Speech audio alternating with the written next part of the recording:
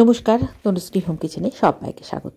ময়দা দিয়ে cake, cookies, biscuit এসব তো বানানো হয়, তবে এখন ওটস কিন্তু খুব সহজেই দোকানে পাওয়া যায়। আর এই ওটস দিয়ে সুন্দরভাবে সুন্দর ডেজার্ট বানিয়ে নিতে পারো। তো সেই রকমই আজকে তৈরি হচ্ছে ওটস দিয়ে একটা রেসিপি।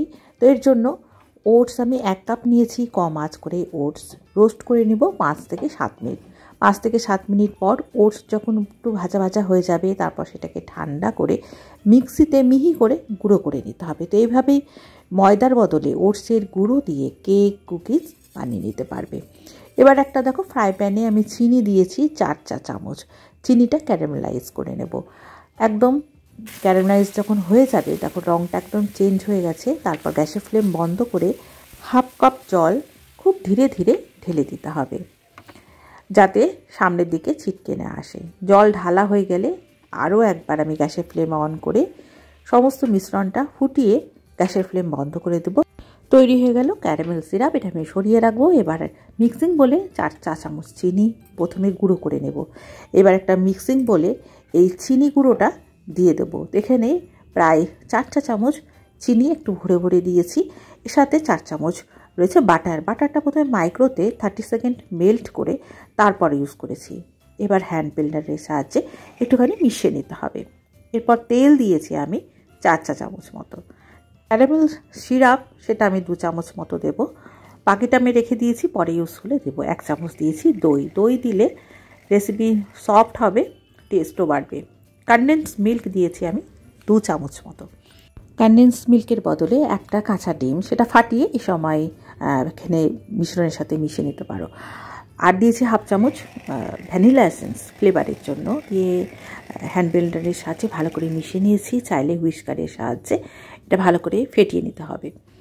এরপরে 1 কাপ দিয়েছি ওটস। 1 কাপের একটু কম রয়েছে। 1 চিমটে নুন আর 1 চা চামচ দিয়েছি বেকিং পাউডার। আর দিয়েছি দারচিনি গুঁড়ো বা সিনামন পাউডার, সেটাও আমি দিয়েছি 1/2 চামচ। এবার ছাঁকনির মধ্যে যে ড্রাই উপকরণগুলো রয়েছে সেটা চামচ দিয়ে ভালো করে মিশিয়ে ছেলে নিতে হবে। তবে পুরোটা একবারে ছেলে নেব না। প্রথমে অর্ধেকটা ছেলে নিয়ে স্প্যাচুলা দিয়ে কাট অ্যান্ড ফোল্ড পদ্ধতিতে মিশিয়ে নেব। বাকি যে উপকরণটা রয়েছে সেটাও আমি চামচ দিয়ে ভালো করে মিশিয়ে এই ব্যাটারের সাহায্যে খুব ভালো করে মিশিয়ে নেব।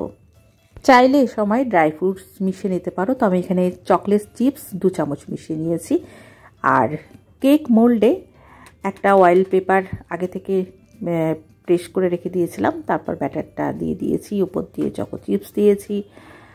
আর কেকটা বেক করেছি 170 ডিগ্রিতে 1/2 ঘন্টা বা 25 মিনিটের মধ্যে কেক রেডি হয়ে যাবে।